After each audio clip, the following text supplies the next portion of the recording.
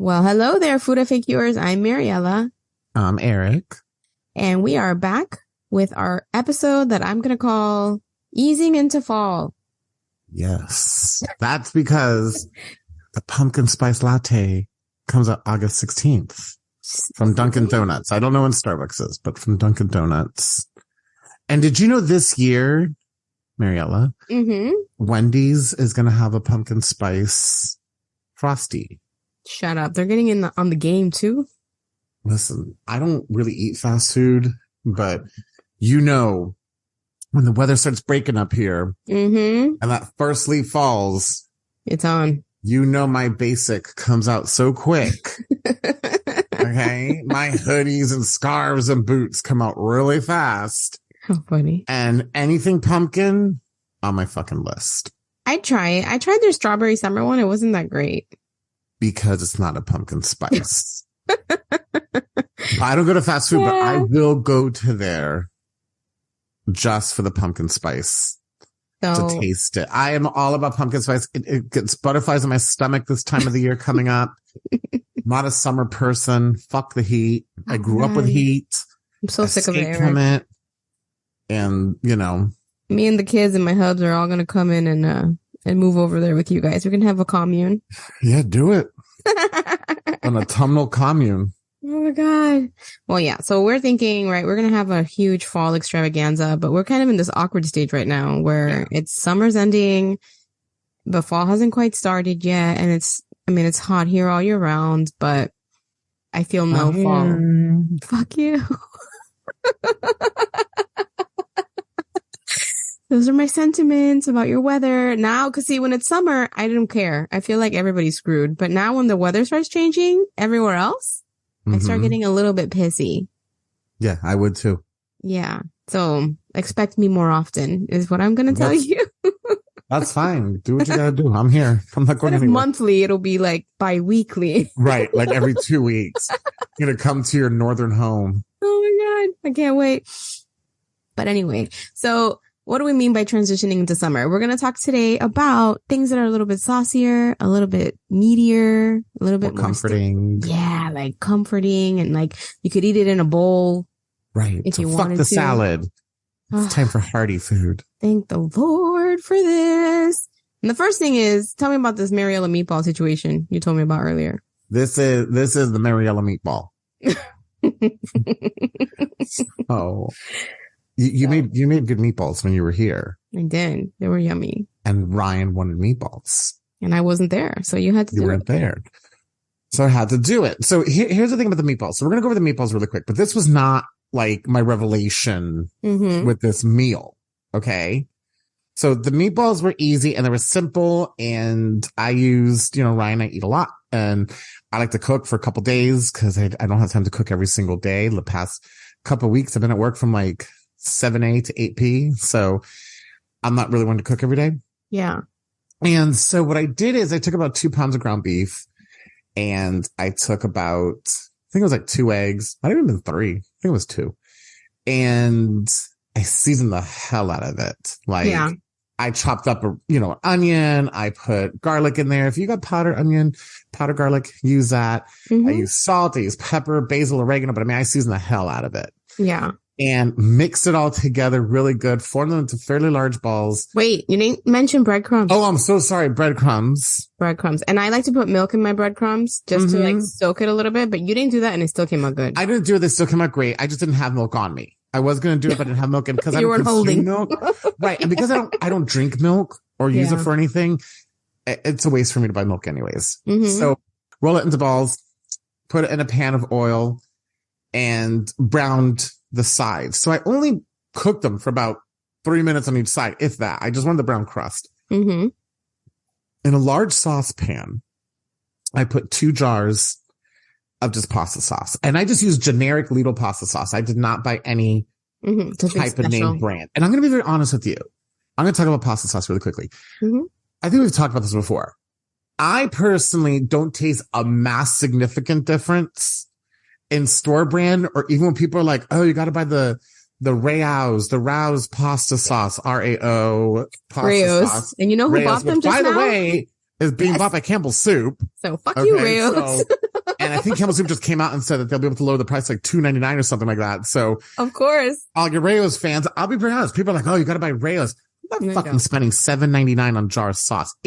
To me, not worth it. The taste is not vastly different enough. No, from like Ragu or Prego. It's just not. Like it is a little bit different, $7. Like this crazy vast difference. No, I agree.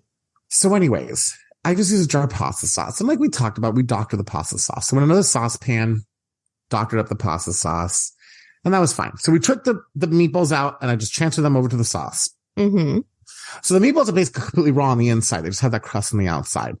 And the sauce is, bubbling. I let them cook for about, honestly, only about maybe like 10 minutes. So you cook them in the sauce, really? I cook them in the sauce. Just brown them and then cook them in the sauce. And you ladle the sauce over the meatballs and just like a make sauna. Sure they don't stick. It's really nice. It's delicious. Makes the house smell good. Anyways, this was just kind of a light meal. Mm-hmm. So we didn't have any pasta with that. I didn't want anything, but I had bought like a baguette at the grocery store. And I ate the meatballs. They were really good, by the way, super tender, delicious. You have that crust on the outside, and then the sauce cooks. It's really tender on the inside. Okay. Mm-hmm. Later that night, when I was done eating, we watched some TV. I was done eating. I was like, all right, let me put the pasta sauce up. Okay. I was putting the bread up, and you know me, I can't pass up a bite of a bread. Not a good carb. So, absolutely. So I took a piece of the bread off, and as I was putting the meatballs away in Tupperware, I dipped the bread in the sauce. Holy shit. The revelation. I did not realize.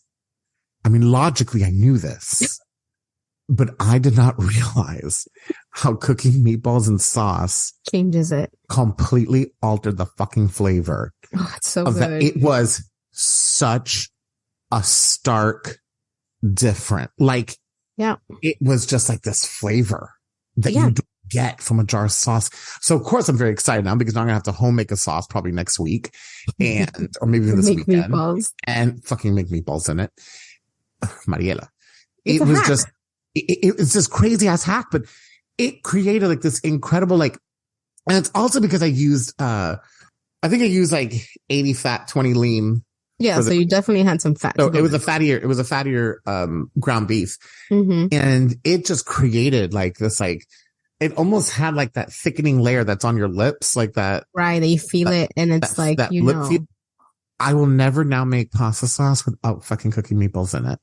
It's the only way. An incredible thing. Cause the thing is, I normally don't use meatballs because I think frozen meatballs are disgusting. I agree. And yeah, there are times that I'll make a quick pasta with some ground beef or ground beef, but I cook it really quick first. I just throw everything together, mix it with the pasta. Done. This is actually cooking the sauce, and it was a total difference. And when I mean it only added a couple minutes of time to your cooking process. Yeah. It'll be a weeknight meal because it's fast. Mm-hmm. And it was so delicious. The meatballs and bread were the meal.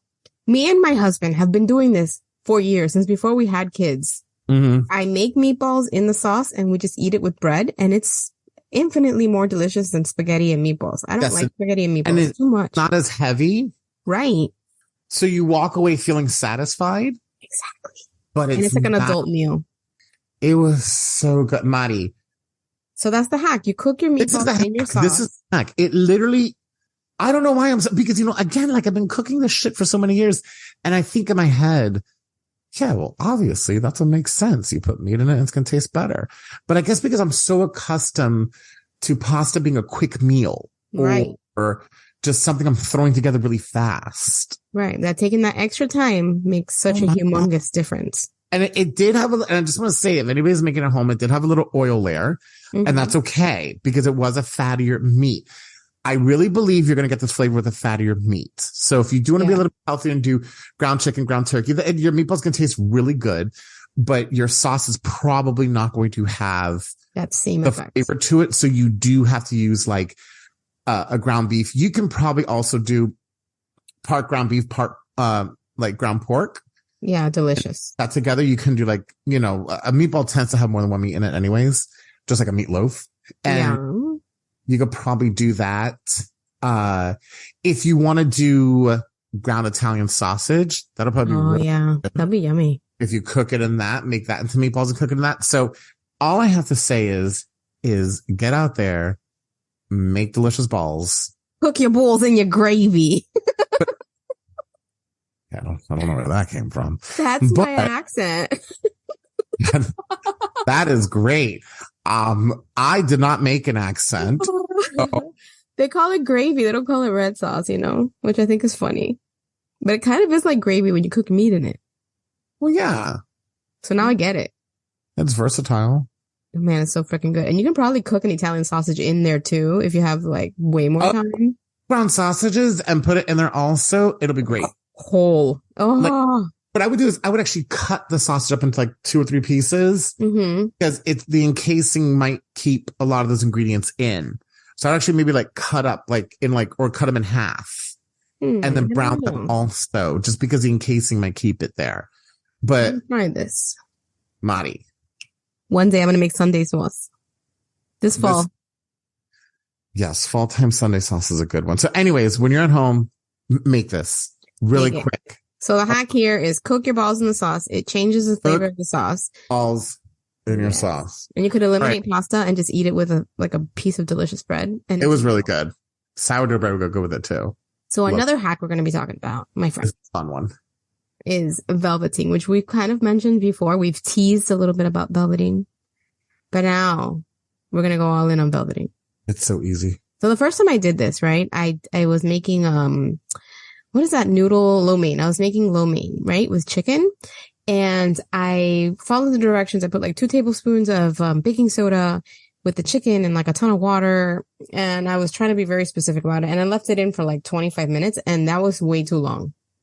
Because I should preface this by saying what velveting is and what it does, I suppose. Correct. Order. Okay. So velveting is when you add baking soda to water and you put your protein in there and it breaks it down. So it becomes very, very, very tender. And they do this a lot in Chinese cooking. Yep. Right. But if you do it for too long, you end up with like chicken mashed potatoes, which is fucking gross. So my process was a little bit different. Tell me. So what I did is I did about, I think it was a teaspoon. It's a teaspoon. Maybe it's a tablespoon. I think it's a teaspoon. So I took the chicken breast and I chopped it up into bite-sized pieces. And I think it's about a teaspoon of baking soda per pound. So I did 2 pounds. I did about 2 teaspoons, 3 teaspoons. And I just put the baking soda directly onto the chicken and then massaged it. And then I put it in the refrigerator for 20 minutes. And then I washed it off. Oh, that is way different than what I do. And then I washed it off. And that's how I velveted it. Like There's multiple ways to velvet food. I've only done it in water. There's like another way that you use like fluffed egg whites. There's a bunch of different ways to do this. But yeah, I actually did it without the water. And then I washed it off at the end. Yeah. Okay. Recently I made it. Told you that I like to buy the General Tso sauce from Trader Joe's because the kids love it. They eat it right up. But I usually just cover the chicken in corn. What is that stuff called?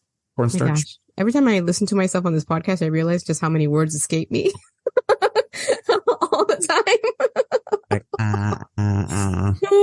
All right. So I just covered it in cornstarch and then I'll fry it and then I'll cover it in the sauce. This time I cut up the chicken in pieces and then I went ahead and put it in a bowl and then I added water to cover basically to the top of the bowl, the capacity of the bowl.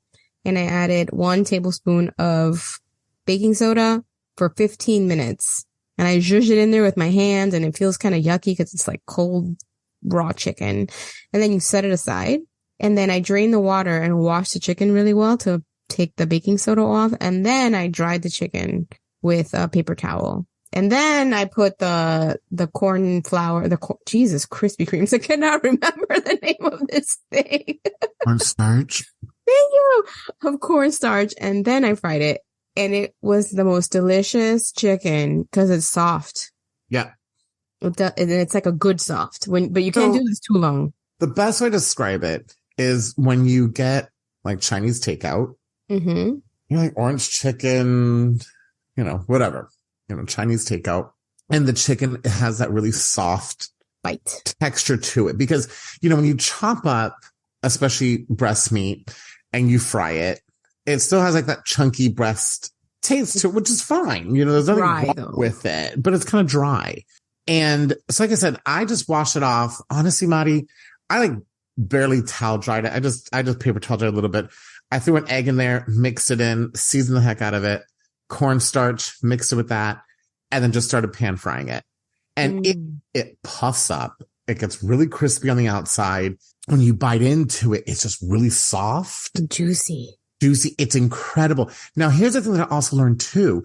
You can do this for stir fry meats also. Yes. So if you have like steak that you thinly cut and you're going to stir fry it, same process with the baking soda, wash it off, and then you're going to put your marinade on. Right. So you velvet it first, then you put your marinade on, or you can put it directly into your, after you wash it off, directly into your pan, your wok, whatever you're using. But again, when you order stir fry and you have the stir fry meats in there, it has that really tender bite, like tender lip smacking texture. It's like the je ne sais quoi of takeout Chinese food. Is it? Don't you think? Like, I always wondered, how the fuck do they make it so soft? I have too. And now we know this is the hack. Knowing's half the battle. But seriously, like if I try to recreate Chinese food, it never comes out correct. When I made that lo mein with that chicken, velveted chicken, it was freaking great. I love about this, takeout is so expensive. I mean, that's like not if even... you Chinese takeout for a family, it could be like close to $100. I know. The other day, I was leaving work and I was really late and I didn't want to cook anything, right?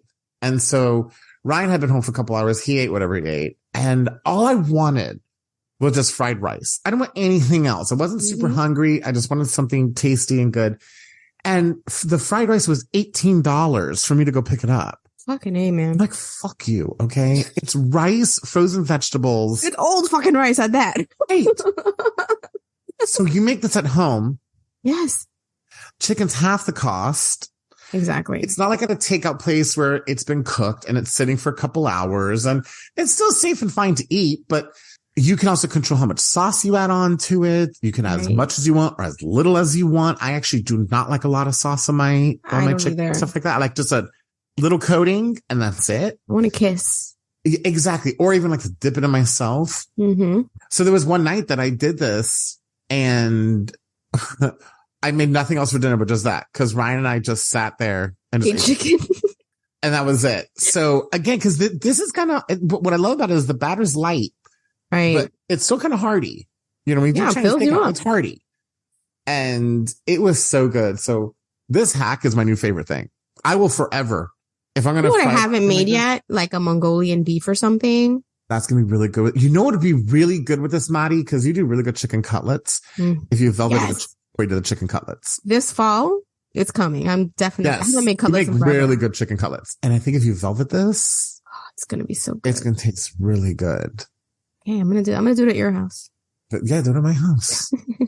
That's the last time I made cutlets was at your house. It's been a while. Let me tell you, everybody, Mariela was visiting and I was coming home and I guess the time that I was coming home, it was a little bit too late because of traffic. So she took an Uber to the airport and, she gave the text, "Hey, I'm on the Uber. I love you. I'll text you when I get back home." And I was like, okay, great. And I came home and I about fucking cried. My entire place was clean. Everything was done. Yep. And you text me like, "Oh, dinner's ready." Everything was clean. Everything was done. And there was this big, beautiful tray of chicken cutlets. And I'm like, holy shit. This is the day for me. What the hell? Well, I want to be invited back. So I try to make it pleasant for everyone. You're my friend since like 1995. Of course you're invited back, but this just added on like. Often, I guess. Oh my God. Like I come home and like, it was just all done. And I just sat there in silence and just ate chicken cutlets, being like, this is incredible. I'm glad I could make that happen for you. Yes. Don't ever hesitate to do that again. But cutlets, I bet you if you velvet those. Yeah, I'm totally going to try that. For sure, I'm trying this. It's going to be so good.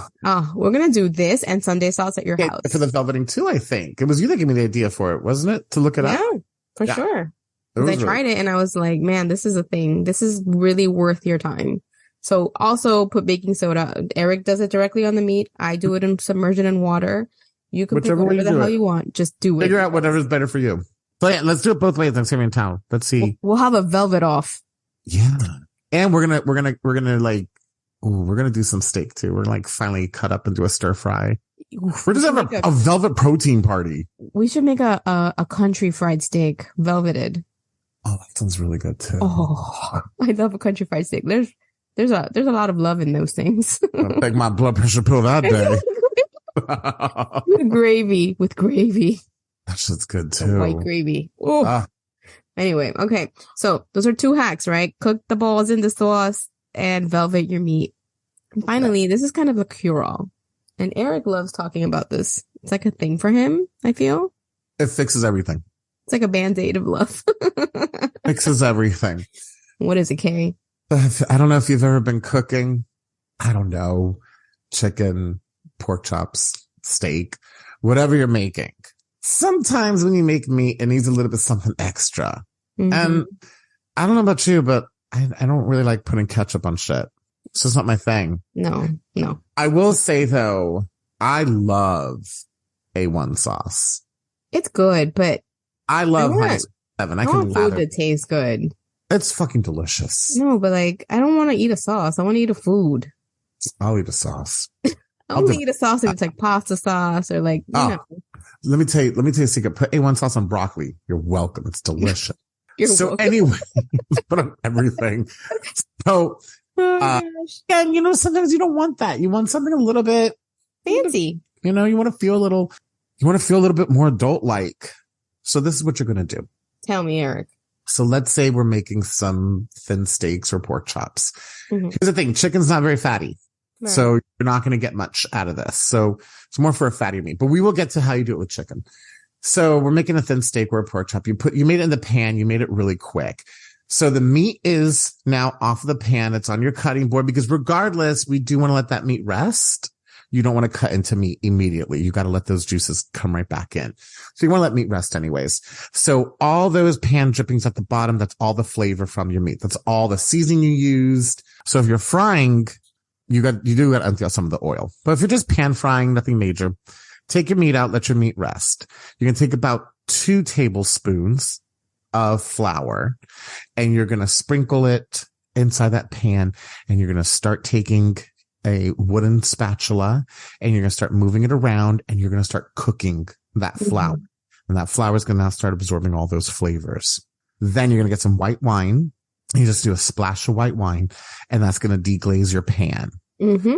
Now to deglaze it, you're going to take that wooden spatula. You're going to start scraping the bottom and get all those delicious bits off. As that starts boiling, now we're going to take some chicken stock, vegetable stock, beef stock, whatever you got on hand. It's a great way to get rid of some of it. And you're going to start adding it little by little.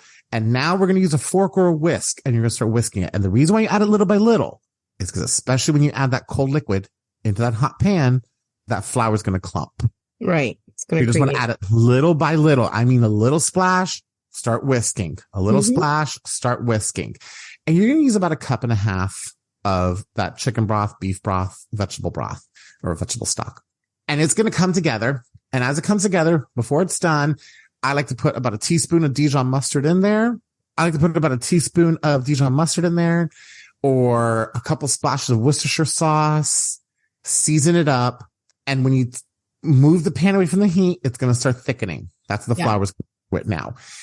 When it's done thickening, then go ahead and taste it. That's when you're going to add more salt if you need it, because that meat probably had a lot of salt on it. Right. As those flavors condense, it's going to get really salty. And it releases it into the pan, right? It becomes part of the symbiosis, the ecosystem of the meat. So now let's say you're making chicken. Chicken doesn't release a lot of fat, right? Especially if it's like a boneless breast. It doesn't release a lot of fat, but you still have all those seasonings at the bottom of the pan. Just add a splash of olive oil, not butter. You want olive oil because you really want to cook that flour. You can add butter at the end for the gravy for like a little more luxury. And let me tell you, Mariela, that shit is so good. You could put it all back in the pan, put the meats back in there, let the meat just cook a little bit longer in there. Yeah, and it smothers it, and it really adds another dimension of flavor. It intensifies the flavor that you already like intended to put into it. It is so good. So that's a really great quick fix. Absolutely. And you know what I've done before? If I don't have wine, I'll put in a little lemon juice. Put a little lemon juice. Absolutely. You need an acid. Acid. That's all you need. You could probably, no, it might be too much. I was saying you could maybe use like apple cider vinegar, but that might be a little bit too much. You might be able to use a little balsamic. On a pork chop, that might be delicious. On a pork chop, that might be really good. You're right. That might be delicious. You might be able to use some balsamic. Basically, right. You just need an acid to help strip that paint. That's what you need. So, I always got a bottle of wine in the house, but if you don't have it. I keep it like forever too, because I know I'll cook with it. And like, I've never died. I'm still here.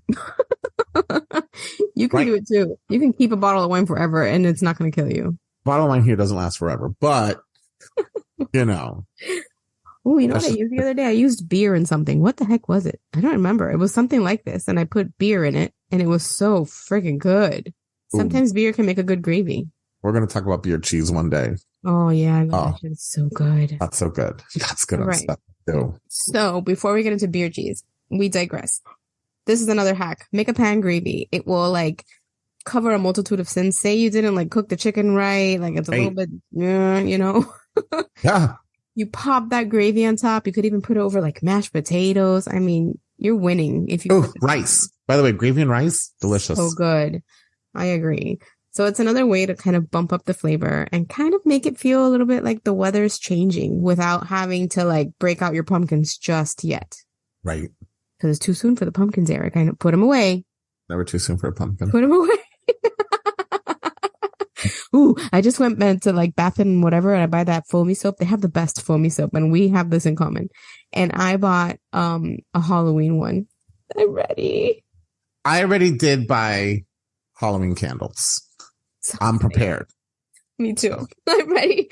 In my fucking hot tin house in Florida, I am ready for fall somewhere. It's happening somewhere. I will take a picture of the leaves changing in DC for you. Oh, I'm going to go see them. So just make room. You are. I'll be ready. Anyway, you guys, this is like a multi-pronged episode. We're not only giving you some really amazing ways to up your cooking game with some easy hacks, but we're easing into fall, which is so very close. And we are so very excited. So that's it. I think we're done with this one. We've given you a hackorama. We are Hackorama 2023. From your gravy connoisseur. Eric. All right, you guys, have a wonderful week and we will be back soon. Take care. Bye-bye. Bye-bye.